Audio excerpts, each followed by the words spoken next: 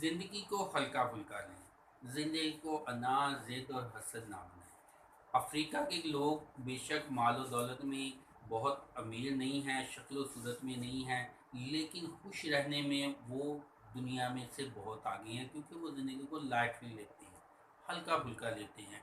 आपका कोई नुकसान हो जाए, आप किसी फील्ड में कामयाब ना हो सकें, कोई आपको बुरा भला कह दे, किसी कोई नुकसान हो जाए, आपको आपकी पसंद का की चीज़ ना मिले, आपको आपकी मोहब्बत ना मिले, तो उसको लाइटली लें, हल्का फुल्का लें।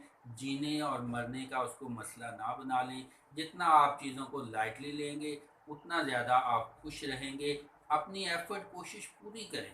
अपने आप जो कुछ कर सकते हैं वो बेशक पूरा करें, ताकि इसका लाइटली लेने का मकसद ये नहीं है कि आप बेहिस हो जाएं या आप सुस्त हो जाएं या नालायक हो जाएं। लाइटली का मकसद ये है कि जब आप सारा कुछ कर लें तो फिर एक ऑप्शन रखें कि अगर 100 में से आप 90% भी हासिल कर लेते हैं तो फिर भी ओके है।